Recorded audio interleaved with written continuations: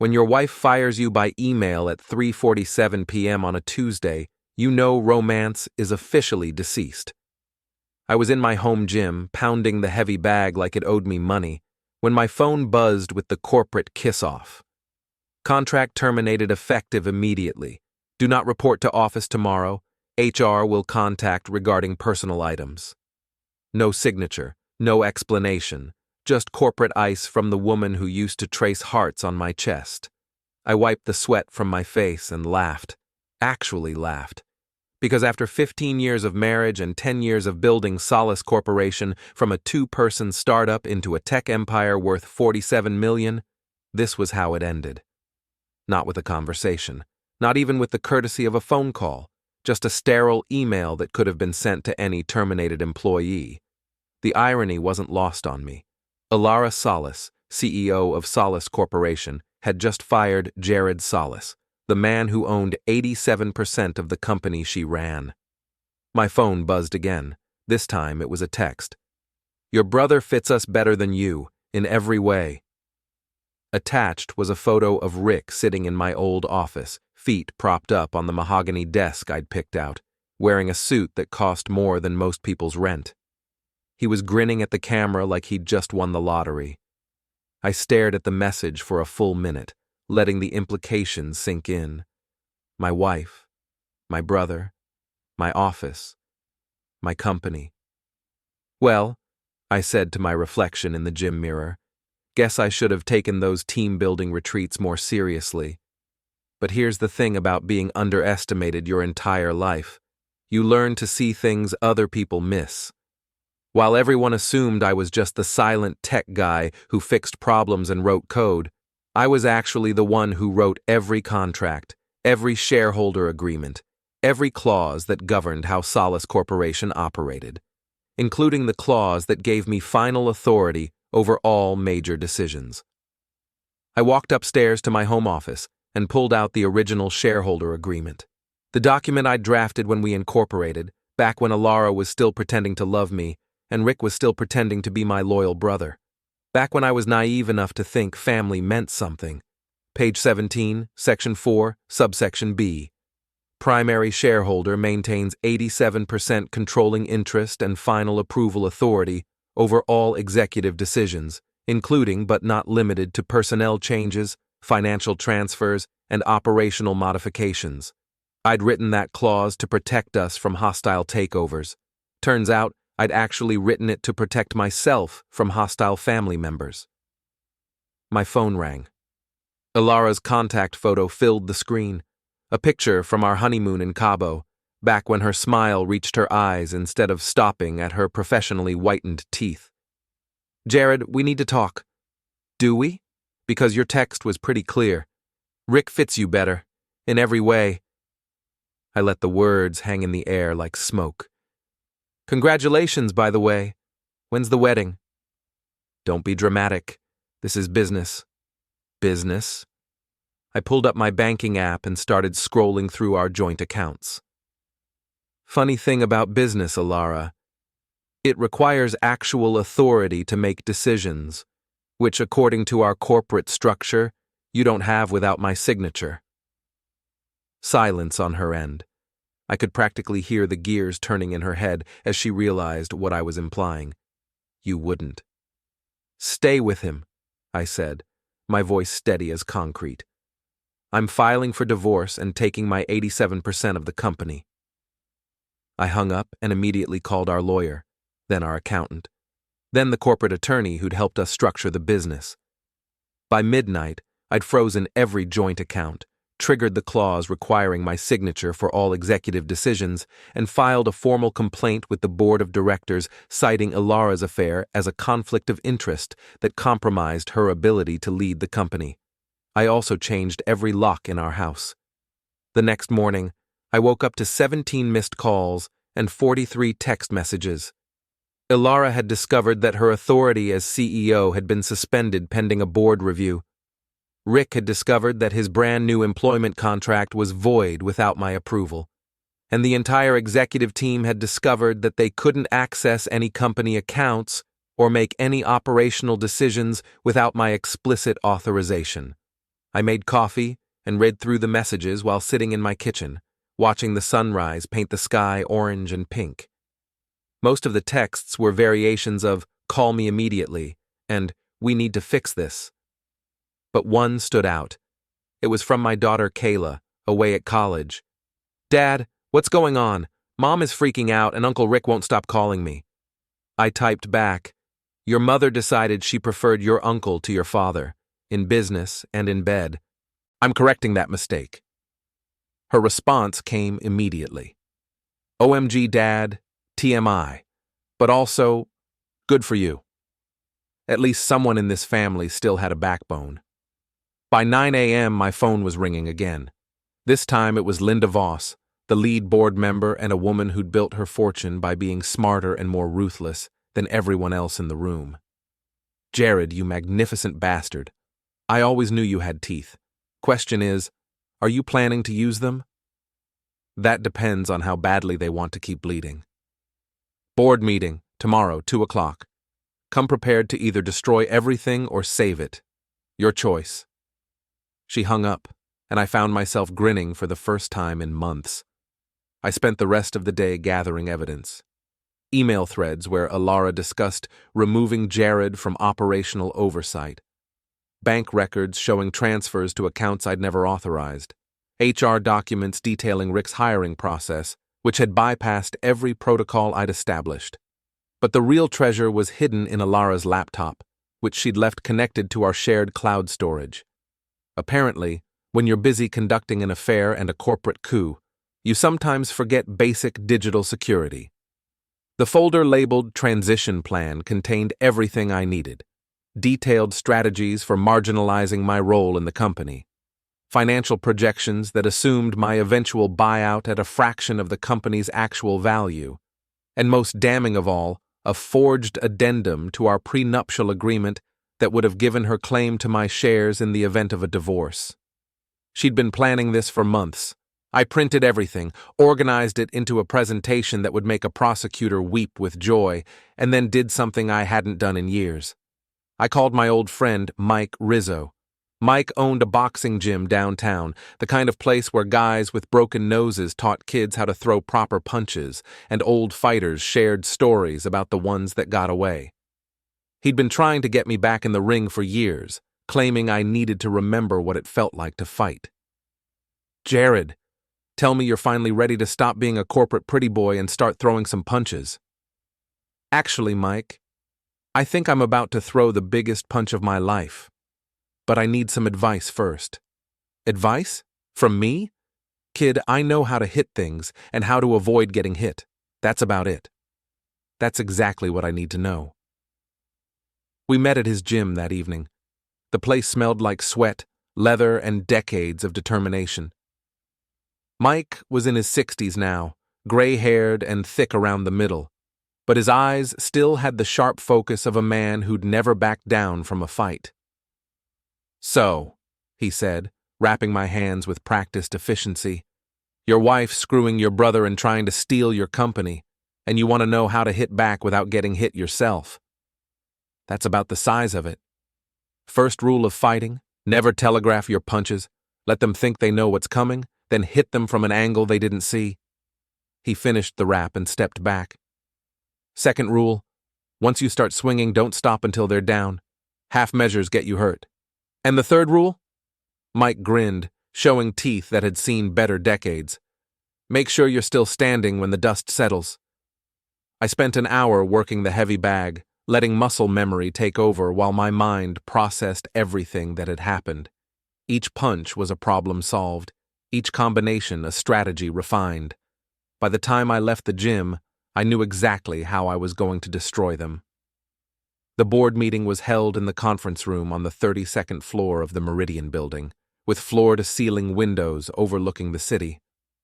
I arrived 15 minutes early, set up my presentation, and waited. Alara walked in first, wearing her power suit like armor and her confidence like a mask. She'd brought Rick with her, which was interesting. Also interesting was the fact that she'd brought Harper Mills, her best friend, and our head of public relations. "Jared," Alara said, taking her seat at the head of the table, I'm glad you're here. We need to resolve this situation before it damages the company. Oh, it's going to damage the company, I said, connecting my laptop to the presentation screen. Question is whether the damage is surgical or catastrophic. Linda Voss entered with the other board members, Thomas Chen from our legal department, Jennifer Walsh from finance, and David Park, our biggest external investor. They took their seats with the careful neutrality of people who knew they were about to witness either an execution or a resurrection. Before we begin, Alara said, I want everyone to understand that Jared is acting out of personal vindictiveness. His inability to separate his emotions from business decisions is exactly why we needed to make a change in leadership structure. Leadership structure? I clicked to my first slide, a copy of the original shareholder agreement. You mean the structure where I own 87% of the company and you serve at my pleasure as CEO? That's an outdated arrangement that doesn't reflect current operational realities. Current operational realities. I clicked to the next slide, a screenshot of her text message. Like the reality where you're conducting an affair with my brother and using company resources to facilitate it? The room went quiet. Harper shifted uncomfortably in her chair. Rick stared at his hands. Personal relationships have nothing to do with business performance, Alara said, but her voice had lost some of its edge. Don't they? I clicked through a series of slides showing Rick's employment contract, his salary, and his complete lack of qualifications for any position in our company. You hired my brother at a salary of $200,000 annually for a position that doesn't exist, reporting directly to you, with access to proprietary information and client databases, all without board approval or shareholder consent. Jennifer Walsh leaned forward. Is this accurate? It gets better. I clicked to the next slide. Bank records showing transfers to Rick's personal account. These payments were classified as consulting fees for work that was never performed, contracts that were never signed, and deliverables that were never delivered. Thomas Chen was taking notes now, his expression grim.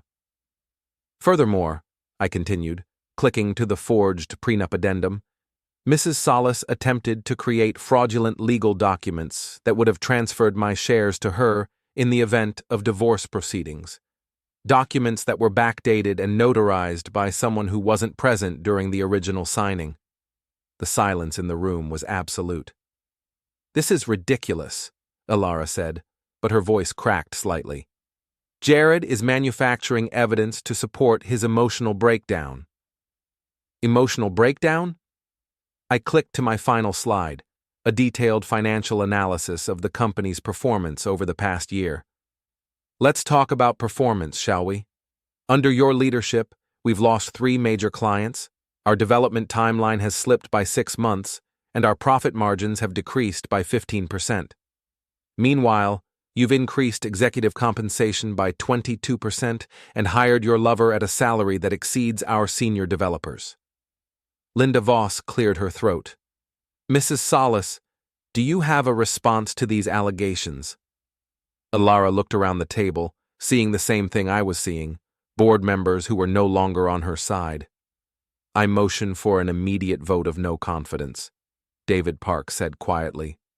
Seconded, Jennifer Walsh added. All in favor? 5 hands went up. Only Harper abstained. Motion carries. Mrs. Salas, your authority as CEO is hereby revoked pending a full investigation into these allegations. Alara stood up slowly, her face pale but her spine straight. This isn't over, Jared. Yes, I said, closing my laptop. It is. She left the room with Rick trailing behind her like a lost puppy. Harper lingered for a moment, giving me a look I couldn't quite read, then followed them out. Well, Linda said after the door closed, that was entertaining. Question is, what happens now? Now we clean house, I said, and we rebuild this company the right way.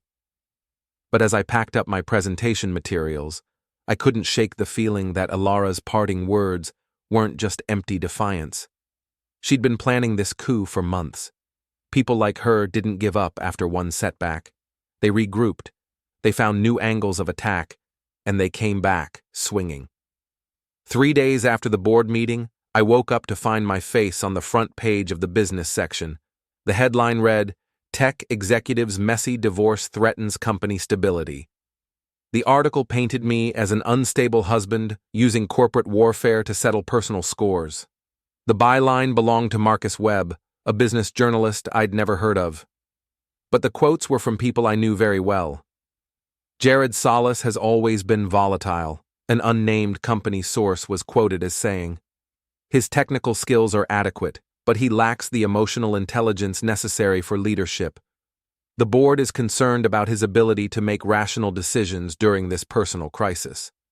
Another source, identified only as a longtime family friend, added, "This is really sad to watch. Jared built his entire identity around being the technical genius behind the company, but he's never understood the human side of business. Ilara was the real driving force behind their success." I poured coffee and read the entire article twice. It was a masterpiece of character assassination, carefully crafted to make me look like a brilliant but unstable engineer who couldn't handle being replaced by more competent leadership. The problem was, it was working. By noon, I'd received calls from 2 major clients expressing concerns about the company's stability. Our stock price had dropped 12%, and 3 of our senior developers had submitted their resignations. My phone rang. Linda Voss. "Jared, we need to talk. The board is getting nervous." "About what?" "We removed a compromised CEO and exposed financial irregularities. That should make them more confident, not less." "It would, if the story stayed internal. But now it's public, and it looks like you're using the company as a weapon in your divorce. That makes investors very unhappy." I walked to my home office window and stared out at the lake behind our house. The water was gray and choppy, matching my mood. "What are you suggesting?" "Damage control. Fast. Either you find a way to stabilize this situation, or the board is going to have to consider other options." "Other options like what?" "Like accepting Ilara's offer to buy out your shares at current market value." I nearly dropped the phone. "She made an offer?" "This morning. She's assembled a group of investors willing to purchase your 87% stake for $32 million. It's a fair price given the current circumstances." Fair price? For a company I'd built from nothing that was worth at least $50 million on a bad day. A company I'd bled for, sacrificed for, and nearly destroyed my health building. "Tell her no." "Jared, be reasonable. This is a good exit strategy. Take the money, start fresh, avoid a prolonged battle that could destroy everything you've built." "Linda, with all due respect, go to heck." I hung up and immediately called Thomas Chen in legal. "Tom, I need you to look into something. That article in today's paper, I want to know who talked to the reporter and what they were paid to say it." "Jared, I'm not sure that's—" "I'm not asking you to do anything illegal. I'm asking you to protect the company from a coordinated attack on its primary shareholder. That's literally your job." There was a pause. "I'll see what I can find." Next, I called Jennifer Walsh in finance. "Jen, I need a complete audit of all payments made to external consultants, PR firms, and media companies in the last 6 months. That's going to take some time. You have until tomorrow morning." "Jared, that's not realistic." "Then hire help. Bill it to my personal account if you have to, but I want those records." I spent the rest of the afternoon making calls, trying to shore up client relationships and reassure nervous investors. It was exhausting work, made worse by the fact that I had to constantly defend myself against accusations I couldn't directly refute without sounding defensive. By evening, I was mentally drained and physically tense. I decided to head to Mike's gym and work off some frustration. The place was busier than usual, with a mix of serious fighters and casual fitness enthusiasts. Mike was working with a young kid, maybe 16, teaching him how to slip punches. "Keep your hands up, Tommy. Protect yourself at all times, because your opponent sure isn't going to do it for you." Good advice for boxing. Better advice for life. Mike spotted me and waved me over. "Jared, perfect timing. I was just telling Tommy here about the importance of defensive strategy. Yeah? What kind of strategy? The kind where you let your opponent tire themselves out throwing wild punches, then you counter with something they don't see coming. Mike grinned. Speaking of which, how's your corporate boxing match going? About like you'd expect. They hit me with a sucker punch in the media, and now everyone thinks I'm the bad guy. Media, huh? That's not fighting. That's politics. Whole different game. I wrapped my hands and started working the heavy bag, letting each punch carry some of the day's frustration. After 20 minutes, I was sweating hard but thinking more clearly. Mike, you ever deal with people who fight dirty? Kid, I've been in this game for 40 years. I've seen every dirty trick in the book. Low blows, rabbit punches, guys who put stuff on their gloves. He shrugged. Thing is, dirty fighters usually have one weakness. Which is? They're not used to people fighting back the same way. They expect their opponents to follow the rules while they break them. So when someone starts playing by their rules, instead of the official ones, they panic. I stopped punching and looked at him. You're saying I should fight dirty too. I'm saying you should fight to win, and if your opponents have already decided the rules don't apply, then maybe the rules don't apply. I drove home thinking about that conversation. By the time I pulled into my driveway, I'd made a decision. If Alara wanted to play dirty, I'd show her what dirty really looked like. I spent the next 3 hours in my home office, digging through files I'd been collecting for months without really knowing why.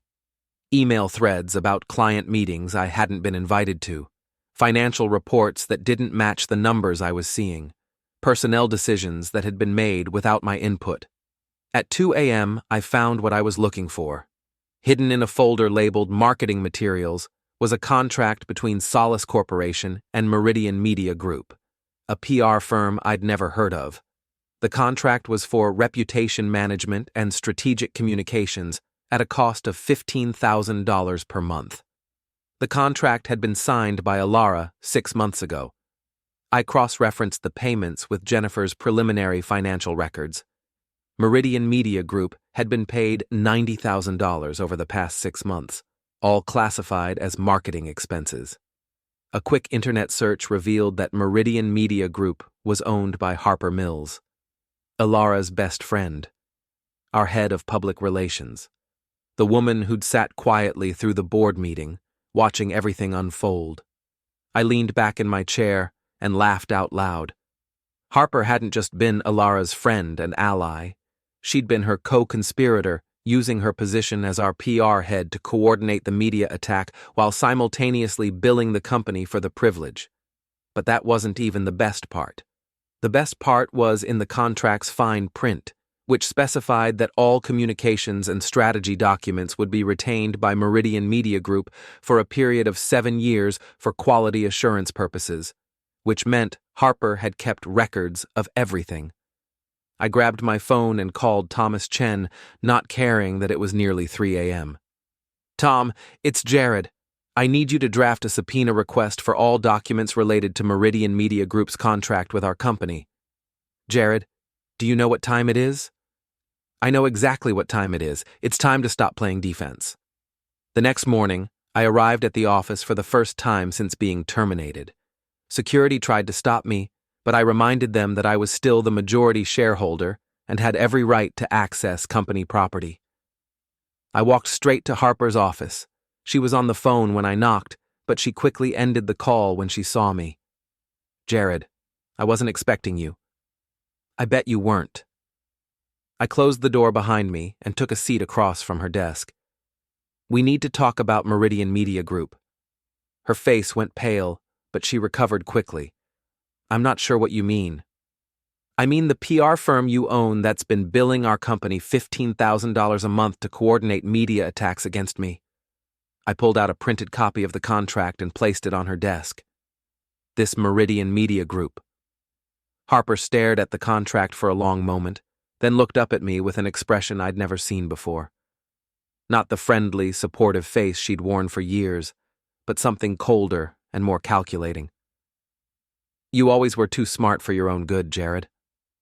Not smart enough, apparently. I trusted people I shouldn't have trusted. Trust. Harper laughed, but there was no humor in it. Do you remember the Whitmore account presentation 3 years ago? I frowned, trying to place the reference. Vaguely. Why? Because you humiliated me in front of the entire board, my presentation, my research, my strategy, and you stood up and tore it apart piece by piece, made me look like an amateur. The memory came back slowly. Harper had proposed a PR campaign that would have cost nearly $200,000 and delivered minimal results.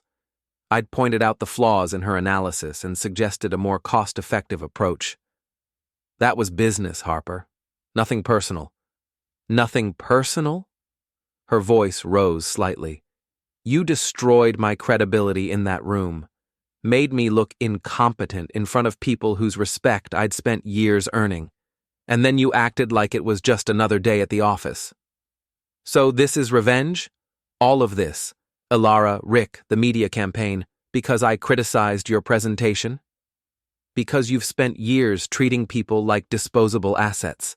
Ilara, me, even your own brother. You build things and break people, and you never even notice the damage you leave behind. I stared at her, trying to reconcile this bitter, angry woman with the friend I thought I'd known for years. You orchestrated all of this, the affair, the coup attempt, everything. I provided opportunities. Ilara was already unhappy with your marriage. Rick was already jealous of your success. I just helped them see that they deserved better. And the media campaign? Insurance, in case the board didn't make the right decision. Harper leaned forward, her eyes hard. You want to know the truth, Jared? Everyone in this company knows you're brilliant, but they also know you're arrogant, controlling, and completely oblivious to how your actions affect other people. I just helped them find the courage to do something about it. I stood up slowly, taking the contract with me. Well, Harper, you're about to find out how I affect people when I'm actually trying to hurt them. I walked out of her office and straight to the conference room, where I called an emergency board meeting. 2 hours later, I presented evidence of Harper's conflict of interest, her fraudulent billing practices, and her coordination of the media attack. I also presented phone records showing extensive communication between Harper, Ilara, and Rick in the weeks leading up to my termination. The board voted unanimously to terminate Harper's employment and pursue legal action for breach of fiduciary duty. But I wasn't done. That afternoon, I held a press conference. Ladies and gentlemen, 3 days ago, you read an article questioning my fitness to lead this company. Today, I want to share some facts that weren't included in that story. I presented evidence of the conspiracy, the fraudulent contracts, and the coordinated attempt to steal my company. I named names, showed documents, and laid out a timeline that painted a clear picture of corporate sabotage. The real question, I concluded, isn't whether I'm fit to lead this company. The question is whether we're going to allow corporate thieves to use media manipulation and personal relationships to steal what they couldn't earn.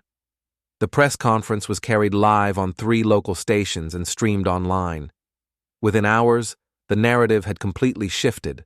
By evening, I'd received calls from 2 clients apologizing for their earlier concerns. Our stock price had recovered most of its losses, and Ilara's investor group had quietly withdrawn their buyout offer. I was in my home office, reviewing the day's developments, when my phone rang. Ilara. You think you've won? She said without preamble. I think I've exposed the truth. The truth? The truth is that you're a cold, calculating man who destroys anyone who threatens his control. Harper was right about that.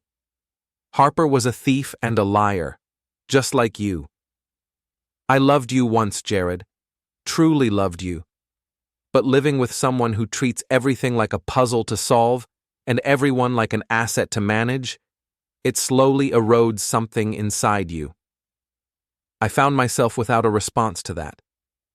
This isn't over, she continued. You may have won this round, but I'm not going away. Neither is Rick. We're going to keep fighting until we get what we deserve. And what exactly do you think you deserve? Everything you took from us. Everything you never appreciated while you had it. The line went quiet, and I realized she'd hung up. I sat in my office for a long time after that, staring out at the lake and thinking about what she'd said, about being cold and calculating, about treating people like resources. Maybe she was right. Maybe I had become someone who saw everything through the lens of problems and solutions, assets and liabilities. But if that was true, then Alara and Rick and Harper had made one critical error in judgment. They'd forgotten that in my world, they weren't assets anymore. They were problems.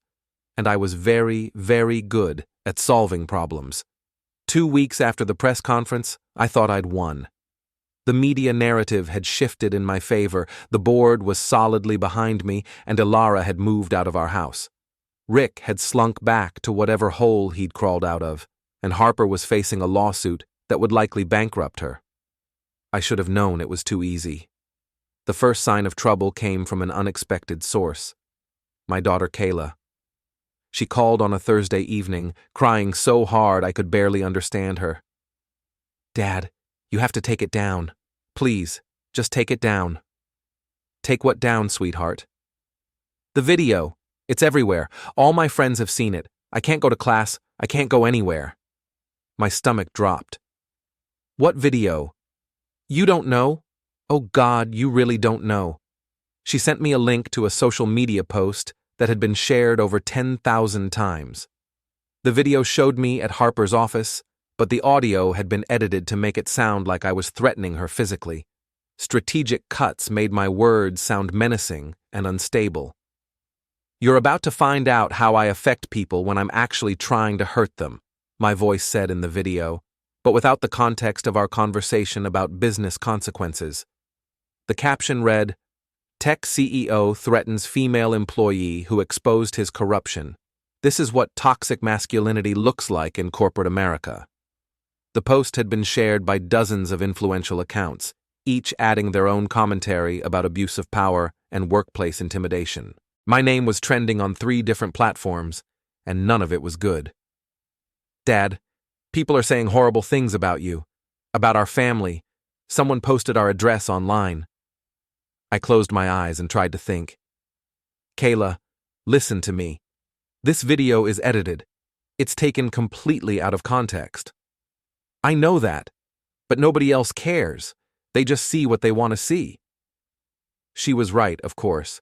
In the age of viral outrage, context was irrelevant. The edited video confirmed what people wanted to believe, that I was an abusive corporate bully who threatened women. "Where are you right now?" "At Mom's apartment. She says I should stay here until this blows over."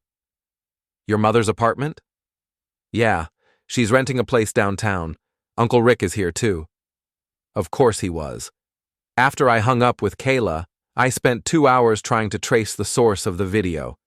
The original post had come from an account called Corporate Whistleblower, with no identifying information and a creation date of 3 days ago. But the real damage was being done by the accounts that had amplified it. Professional activists, feminist organizations, and business ethics groups had all shared the video with their own commentary. Each share added another layer of outrage and another 1,000 viewers. My phone started ringing, reporters wanting comments, board members expressing concern, clients asking questions. Linda Voss called at midnight. "Jared, we have a problem." I noticed. 3 major clients have suspended their contracts pending investigation of these allegations. The board is getting pressure from investors to take action. "What kind of action?" "The kind where you step down as majority shareholder and accept a buyout. Based on an edited video? Based on the perception that you're a liability to the company's reputation. Fair or not, that's the reality we're dealing with."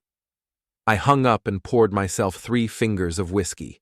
Then I sat in my living room and tried to figure out how everything had gone wrong so quickly. The answer came to me around 2 a.m. This wasn't just about revenge anymore. This was about completely destroying me as a person, not just as a business owner. The edited video wasn't designed to hurt the company. It was designed to make me unemployable anywhere. Ilara wasn't trying to steal my business anymore. She was trying to make sure I had nothing left. The next morning, I called Mike Rizzo. "Mike, I need to ask you something, and I need you to be honest." "Shoot." "Am I the kind of man who would threaten a woman?" There was a pause. "Jared, in all the years I've known you, I've seen you angry exactly twice. Both times you got quiet and walked away. You're a lot of things, but you're not a bully. Then why is everyone so quick to believe I am? Because people love a villain, especially when the villain used to be successful, makes them feel better about their own lives. So what do? Same thing you do in the ring when someone sucker punches you. You get back up and you hit them back twice as hard. I spent the morning developing a strategy. If Ilara wanted to play the social media game, I'd give her a game she wouldn't forget. First, I hired a digital forensics expert to analyze the edited video and create a report showing exactly how it had been manipulated. The expert, a woman named Dr. Sarah Martinez, was able to identify 17 separate audio edits and provide timestamps showing where content had been removed. Second, I hired a private investigator to trace the social media accounts that had initially shared the video. I wanted to know if there were financial connections between those accounts and anyone in Ilara's circle. Third, I did something I'd never done before. I created my own social media accounts and started telling my side of the story. "My name is Jared Solis," I wrote in my first post. 3 days ago, someone posted an edited video designed to make me look like a corporate bully who threatens women. I want to share the full, unedited conversation so you can judge for yourself. I posted the complete audio recording of my conversation with Harper, along with documentation of her fraudulent contracts and her role in the conspiracy against me. The response was immediate and polarized. Half the comments supported me, calling the edited video a hit job and praising me for fighting back. The other half accused me of trying to silence a whistleblower and called for boycotts of my company. But something interesting happened over the next few days. As more people listened to the full audio and read the documentation, the narrative started to shift again. Several prominent accounts that had initially shared the edited video posted corrections and apologies. More importantly, 3 journalists started investigating the story behind the story. They wanted to know who had created the edited video and why. The answer came from an unexpected source. My private investigator, a former police detective named James Morrison, called me on Monday morning with news. I traced the original post to an IP address registered to a digital marketing company called Apex Strategies. Guess who owns Apex Strategies? Tell me. Richard Solis, your brother? I sat down heavily. Rick owns a marketing company? Incorporated it 6 months ago, specializes in reputation management and social media campaigns. He's been running it out of a rented office space downtown. The same office building where Ilara has her apartment? 2 floors apart. The pieces started falling into place. Rick hadn't just been Ilara's lover and co-conspirator. He'd been her digital warfare specialist, using his marketing company to coordinate the media attacks against me. There's more, Morrison continued. I found financial records showing payments from Ilara's personal account to Apex Strategies, $50,000 over the past 3 months. Can you prove the connection to the edited video? Working on it. But I did find something else interesting. Rick's been in contact with several other business owners who've had disputes with their partners. He's been offering his services to help them manage difficult situations. My brother had turned corporate sabotage into a business model. That afternoon, I called another press conference. Ladies and gentlemen, 2 weeks ago I exposed a conspiracy to steal my company through fraudulent contracts and media manipulation. Today, I want to show you how deep that conspiracy actually goes. I presented evidence of Rick's marketing company, his payments from Ilara, and his role in creating and distributing the edited video. I also revealed that he'd been offering similar services to other business owners facing partnership disputes. This isn't just about my company or my marriage, I said. This is about a coordinated effort to weaponize social media and destroy people's reputations for profit. My brother and my ex-wife have turned character assassination into a business model. The press conference generated significant coverage, but the real impact came from an unexpected source. One of the other business owners Rick had approached came forward with recordings of their conversations, where Rick explicitly described his methods for destroying problematic partners through social media campaigns. Within 48 hours, Rick's apartment had been raided by federal investigators looking into potential wire fraud and extortion charges. But Alara wasn't done fighting. She held her own press conference the next day, appearing with a prominent women's rights attorney. "My husband is a powerful man who's used to getting his way," she said, dabbing at her eyes with a tissue.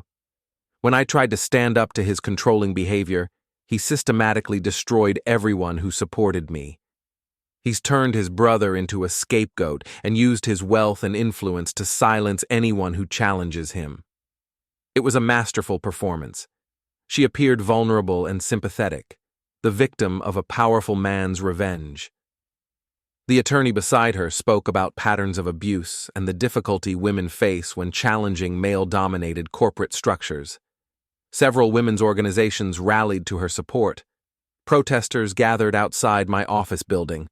Someone spray-painted "abuser" on my car. I was losing the public relations battle again, and this time it felt personal in a way that business disputes never had. That evening, I was sitting in my home office, staring at social media posts calling for my resignation, when my phone rang. It was Kayla. "Dad, I need to tell you something." "What is it, sweetheart?" "Mom asked me to say some things about you, to reporters, about how you were controlling and angry at home." My heart sank. And I told her no, because it's not true. You were never controlling or angry. You were just absent, always working, always focused on the company, but you never hurt anyone. Thank you for that. Dad, there's something else. I overheard Mom and Uncle Rick talking. They're planning something big, something that's supposed to end this whole thing. What kind of something? I don't know, but Mom said after this weekend you won't be able to fight back anymore. After I hung up, I sat in the darkness of my office, trying to figure out what they might be planning. What could they do that would be worse than what they'd already done? The answer came to me slowly, like a cold realization creeping up my spine. They were going to accuse me of something criminal.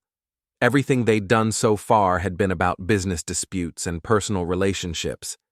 But if they could make people believe I'd committed an actual crime, harassment, threats, maybe even assault, then no amount of evidence or explanation would save me.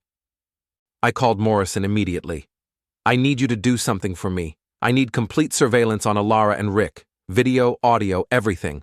Legal surveillance, I added quickly. I think they're planning to frame me for something. What kind of something? I don't know yet, but whatever it is, I want proof that it's fabricated. That's going to be expensive. I don't care what it costs. I hung up and walked to my bedroom window, looking out at the lake behind my house. The water was black under the cloudy sky, reflecting nothing. Somewhere out there, the people I'd once loved were planning my complete destruction. Not just my business or my reputation, but my freedom. I'd thought this was about money and power and revenge. I was beginning to realize it was about something much more dangerous. It was about survival. The trap was elegant in its simplicity. I discovered it completely by accident on Friday morning, when I stopped by my office early to pick up some files. The building was mostly empty, just security guards and a few dedicated workaholics getting an early start on their day. I was leaving through the parking garage when I heard voices echoing off the concrete walls. Familiar voices. Alara and Rick were standing next to her car, speaking in the hushed tones people use when they're planning something they don't want overheard. I ducked behind a concrete pillar and listened. The restraining order gets filed Monday morning, Alara was saying. Jared's threatening behavior, the confrontation at Harper's office, the damage to your car, it's a clear pattern of escalating violence. And the photos? Perfect. The bruises look completely real. Dr. Martinez did excellent work. My chest tightened. Dr. Martinez, not the digital forensics expert I'd hired, but someone else entirely. Someone who specialized in creating fake evidence. What about the timing? Rick asked. Monday afternoon, right after the restraining order is filed, I hold a press conference. Domestic violence survivor speaking out against her abuser. The media will eat it up. And then? Then Jared spends the next 6 months fighting criminal charges while the company goes into receivership. By the time he's cleared, if he's cleared, there won't be anything left to fight over. I felt sick. They weren't just planning to destroy my reputation or steal my company. They were planning to have me arrested for crimes I'd never committed. Are you sure this will work? Rick sounded nervous. Rick, I've been planning this for a year. Every detail, every contingency. Jared thinks he's so smart, but he's never understood that intelligence without emotional awareness is just sophisticated stupidity. They talked for a few more minutes about logistics and timing, then got in their respective cars and left. I stood behind that concrete pillar for a long time after they were gone, trying to process what I'd just heard. A year. She'd been planning this for a year. Everything that had happened, the affair, the corporate coup, the media attacks, had been leading to this moment. The final trap that would destroy me completely. I called Morrison from my car. I need to see you immediately. And bring recording equipment. We're going to need evidence of everything that happens over the next few days. We met at his office, a cramped space above a bail bondsman in a part of town that specialized in second chances and last resorts. They're going to file a restraining order based on fabricated evidence, I told him. Fake photos, manufactured witnesses, the whole thing. Morrison leaned back in his chair and whistled softly. That's a serious accusation, Jared. If you're wrong about this, I'm not wrong. I heard them planning it. Did you record the conversation? No. I was too shocked to think clearly. Then we have a problem. Your word against theirs, and they've already painted you as the aggressor. I stared at the water stain on his office ceiling and tried to think. What if we could get them to admit it on tape? How? I don't know yet, but there has to be a way. Morrison studied me for a moment. Jared, I have to ask you something, and I need you to be completely honest. Have you ever threatened your wife? Ever put your hands on her in anger? Ever done anything that could be construed as domestic violence? Never. Not once. Because if you have, even a little bit, this whole thing is going to blow up in your face. Jim, in 15 years of marriage, I never raised my voice to her. The closest I ever came to physical contact during an argument was when I slammed a door. That's it. He nodded slowly. Okay. Then we need to be very careful about how we handle this. Because if they're willing to fabricate evidence of domestic violence, they're not playing games anymore. They're trying to destroy your life. I spent the weekend in a state of controlled panic, waiting for the other shoe to drop. I didn't leave my house except to walk around the lake, and even then I made sure Morrison's surveillance team could see me at all times. On Sunday evening, Kayla called. Dad, something's happening. Mom's been on the phone all day with lawyers and reporters, and she has these pictures. What kind of pictures? Pictures of her with bruises on her arms and face. She says you did it. But Dad, I know you didn't. The bruises look weird, like makeup or something. Kayla, listen to me very carefully. Your mother is going to say some things about me over the next few days. Terrible things. I need you to know that none of it is true. I know, Dad. I've lived with both of you my whole life. You're not violent. You're not even mean. You're just focused. I want you to stay away from your mother's apartment for a few days. Can you stay with friends? Why? Because I think she's about to do something that's going to hurt a lot of people, and I don't want you to get caught in the crossfire. Monday morning arrived like a funeral march. I was in my office by 7 a.m., trying to maintain some semblance of normal business operations while waiting for the inevitable. The call came at 10:15. "Mr. Solis, this is Detective Sarah Chen with the Metro Police. We need you to come down to the station to answer some questions regarding a complaint that's been filed against you." "What kind of complaint?" "Domestic violence and criminal threats. Can you be here within the hour?" I called my lawyer, a sharp-dressed woman named Patricia Voss, Linda's daughter, as it turned out, and met her at the police station. The detective was professional but clearly skeptical of my denials. She showed me photographs of Alara with bruises on her face and arms, a medical report documenting the injuries, and a sworn statement describing a pattern of escalating abuse. "Mrs. Solis says you've been threatening her since she filed for divorce," Detective Chen said. "She says you damaged her boyfriend's property, confronted her at work, and last Friday night you showed up at her apartment and physically assaulted her." "Detective, on Friday night I was at home. I have security camera footage that will prove it." "We'll need to see that footage." Patricia leaned forward. "Detective, my client is willing to cooperate fully with your investigation, but I want it on record that he categorically denies these allegations and will provide evidence to refute them." The interview lasted 2 hours. I answered every question honestly and provided documentation of my whereabouts for every incident Alara had described. But I could see in Detective Chen's eyes that she didn't believe me. The evidence looked compelling: photographs, medical reports, witness statements from Rick and Harper. When we left the police station, Patricia was blunt. "Jared, this is bad. Really bad. Even if we can prove you didn't do it, the damage to your reputation will be catastrophic." "Can we get the charges dismissed?" "Maybe, but it's going to take time, and time is something you don't have. The restraining order hearing is tomorrow morning, and after that, Alara is going to hold her press conference." That evening, I sat in my home office and stared at the lake, watching the sun set behind the trees. In less than 24 hours, I would officially become a pariah, an accused domestic abuser whose name would be associated with violence against women. Everything I'd built, everything I'd worked for, would be gone. My phone buzzed with a text from Morrison. "Got something. Meet me at the usual place in 1 hour." I drove to his office, hoping he'd found some way to prove the evidence was fabricated. What he showed me was better than I dared hope. "Your brother made a mistake," Morrison said, pulling up a video file on his computer. "He met with the doctor who created the fake injuries, Dr. Elena Martinez, different from the forensics expert you hired. She specializes in special effects makeup for movies and TV." The video showed Rick entering a building downtown, then leaving an hour later with a manila envelope.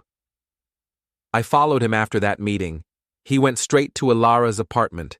They spent 2 hours practicing her story, going over the details of each alleged incident. "Did you record that?" "Better. I got video of them staging the photographs." He showed me footage of Alara applying makeup to create realistic-looking bruises, while Rick took pictures from different angles. They discussed lighting and positioning like directors working on a film. "This is it," I said. "This proves the whole thing is fabricated. It proves they staged photographs. But Jared, there's something else you need to know." Morrison's expression was grim. "What?" "I found out why your wife has been planning this for a year. It's not just about the company or the divorce settlement." He pulled out a thick folder and placed it on his desk. "Alara's been embezzling money from the company for the past 3 years. Small amounts, carefully hidden, but it adds up to almost $2 million. I stared at the documents he showed me. Bank transfers, fake invoices, shell companies, an elaborate scheme to siphon money from Solace Corporation into accounts controlled by Alara. She knew you'd eventually discover it," Morrison continued, "so she needed a way to destroy your credibility before you could expose her. If you're in jail for domestic violence, nobody's going to believe your accusations of embezzlement." Everything clicked into place. The affair, the corporate coup, the media attacks. They'd all been designed to set up this final gambit, destroy me so completely that even if I discovered her theft, no one would take my accusations seriously. Jim, I need you to get this information to Detective Chen immediately. Already done. I sent everything to her an hour ago. My phone rang. Patricia Voss. Jared, we just got some very interesting news. The police want to interview your wife about potential fraud charges. Seems someone provided them with evidence of embezzlement. What does that mean for the domestic violence charges? It means Detective Chen is taking a much closer look at your wife's credibility. The restraining order hearing is still happening tomorrow, but now we have ammunition to fight back. I hung up and looked at Morrison. Is this enough? It's a start, but Jared, even if we prove she's lying about the domestic violence, the damage might already be done. Once these accusations are public, they tend to stick. Then we need to make sure the truth gets out first. I spent that night preparing for the fight of my life. Not just in court, but in the court of public opinion, because I was beginning to understand that this was never really about money or business or even revenge. This was about who would be left standing when the dust settled, and I had no intention of being the one on the ground. The restraining order hearing was scheduled for 9 a.m. Tuesday morning. At 8:30, I was sitting in the courthouse lobby with Patricia, reviewing our strategy one final time, when Detective Chen approached us. Mr. Salas, I need to speak with you privately. Patricia started to object, but Chen held up her hand. It's not about the domestic violence allegations. It's about the fraud investigation. We stepped into an empty conference room, where Chen pulled out a tablet and showed me a video. This was recorded last night at your wife's apartment. The video showed Alara and Rick in what appeared to be a heated argument. The audio was clear enough to make out most of their conversation. You said the police wouldn't find the money, Alara was saying. How was I supposed to know they'd bring in forensic accountants? You told me Jared was too focused on the domestic violence charges to look at the financial stuff. Well, he obviously looked, or someone looked for him. So what do we do now? We stick to the plan. The restraining order hearing happens this morning, then the press conference this afternoon. By the time the fraud investigation gets serious, Jared will be so destroyed publicly that nobody will believe anything he says. Chen paused the video and looked at me. Mr. Salas, based on this conversation and the financial evidence we've reviewed, we're preparing to arrest your wife for embezzlement and fraud. The domestic violence charges against you are being dropped. I felt like I could breathe for the first time in days. There's more, Chen continued. Your brother's marketing company has been under federal investigation for wire fraud. The edited video he created and distributed appears to violate several federal statutes regarding defamation and conspiracy. What happens now? Now we coordinate arrests to happen simultaneously. We don't want them to have time to destroy evidence or flee. The hearing was postponed while the district attorney's office prepared the new charges. I spent the morning in Patricia's office, watching the news and waiting for the other shoe to drop. At 2 p.m., my phone started ringing with calls from reporters. Alara and Rick had been arrested simultaneously at her apartment. The charges included embezzlement, fraud, conspiracy, and federal wire fraud violations. The evidence included the financial records Morrison had uncovered, the video of them staging the fake domestic violence photos, and the recorded conversation from the night before. But the story that dominated the news wasn't the arrests themselves. It was the revelation that the entire domestic violence case had been fabricated as part of an elaborate scheme to cover up embezzlement. Corporate CEO fabricates abuse, claims to hide theft, read the headline in the evening paper. The article included details about the fake bruises, the staged photographs, and the coordinated media campaign designed to destroy my reputation. It painted a picture of a woman so desperate to avoid accountability for her crimes that she was willing to trivialize real domestic violence by manufacturing false accusations. The public reaction was swift and brutal. Women's organizations that had initially supported Alara issued statements condemning her actions. The attorney who had appeared with her at the press conference withdrew from the case and donated her fee to a domestic violence shelter. Social media, which had been calling for my resignation just days earlier, was now demanding justice for the elaborate fraud perpetrated against me. But I wasn't celebrating yet. That evening, I received a call from Linda Voss. "Jared, we need to talk. Emergency board meeting tomorrow morning." "About what?" "The criminal charges have been dropped, the embezzlement has been exposed, and the company's reputation is intact. It's not about the criminal charges. It's about what happens next." The board meeting was unlike any I'd ever attended. The conference room was packed with not just board members but lawyers, accountants, and federal investigators. Linda called the meeting to order and got straight to the point. "Ladies and gentlemen, we're here to discuss the future of Solace Corporation in light of recent events. While Mr. Solace has been cleared of all criminal charges, the company has suffered significant damage over the past month." She pulled up a presentation showing client losses, stock price fluctuations, and employee departures. "We've lost 6 major clients, our stock price has dropped 30%, and 12 employees have resigned. The question before us is how to rebuild." Thomas Chen from legal spoke next. "From a liability standpoint, the company is exposed to potential lawsuits from clients who terminated contracts based on the false allegations against Mr. Solace. We're also facing possible defamation claims from employees who were implicated in the conspiracy." Jennifer Walsh presented the financial analysis. The embezzlement totaled $1.9 million over 3 years. While that's recoverable through insurance and asset seizure, the operational disruption has cost us an estimated $4 million in lost revenue. I listened to the presentations with growing unease. The numbers were worse than I'd realized. Finally, Linda looked at me. "Jared, the board recognizes that you've been the victim of an elaborate conspiracy, but we also have a fiduciary responsibility to our shareholders and stakeholders. The question is whether you're prepared to do what's necessary to rebuild this company." "What exactly are you suggesting?" "Complete restructuring, new leadership team, new board composition, new operational structure, essentially rebuilding from the ground up.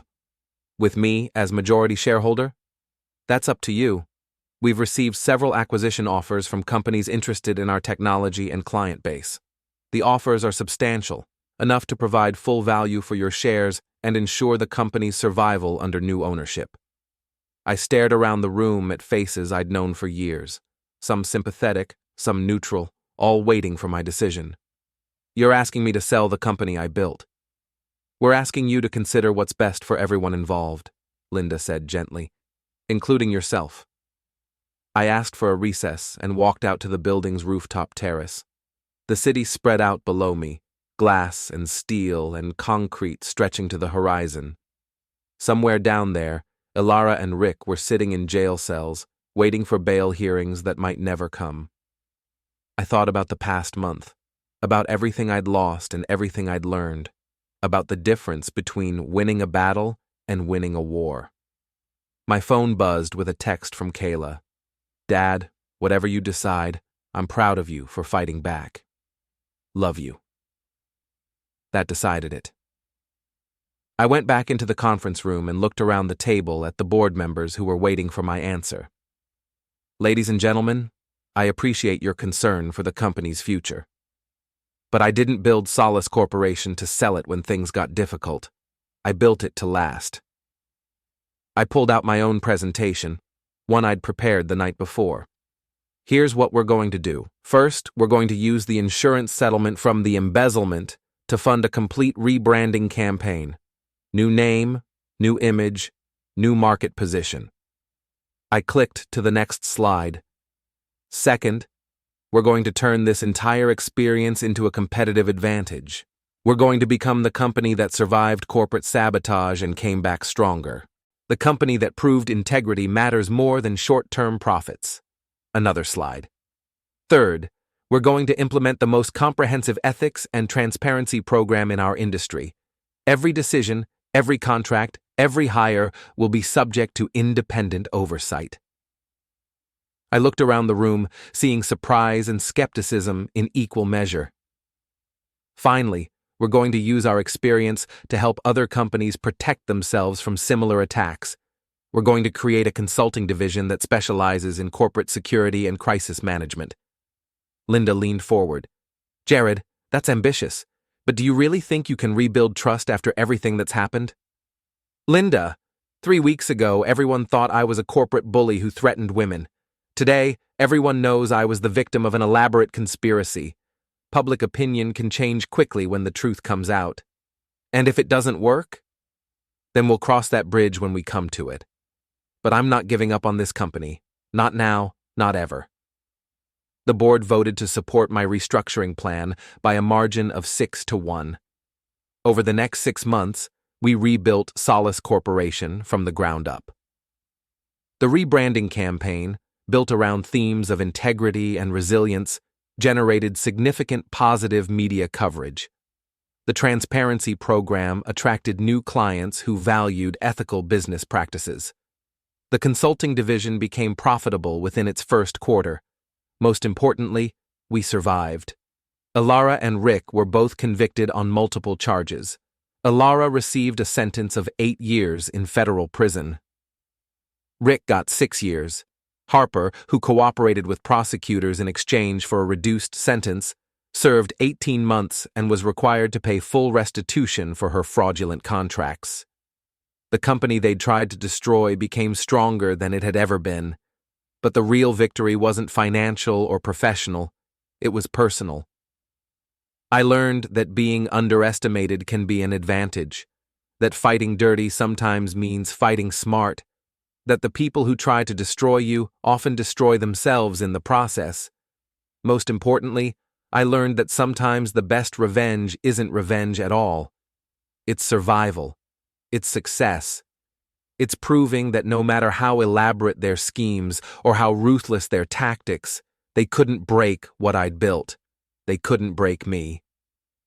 On the 1-year anniversary of that first email terminating my contract, I was sitting in my office, the same office Rick had posed in so smugly, when Linda Voss knocked on my door.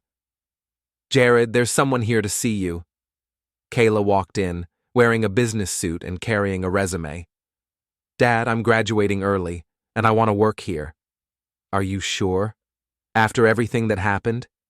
Because of everything that happened, you showed me what it means to fight for something you believe in, what it means to stand up to people who try to tear you down.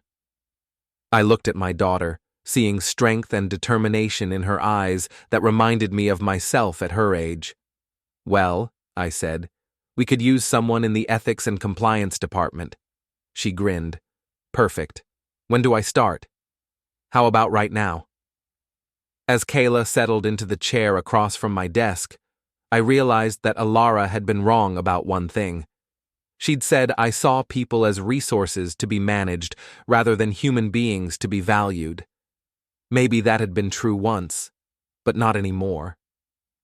Looking at my daughter, preparing to join the company her father had fought to save, I understood that the best victories aren't the ones where you destroy your enemies. They're the ones where you build something better than what they tried to take away. Something worth fighting for, something worth keeping, something that lasts.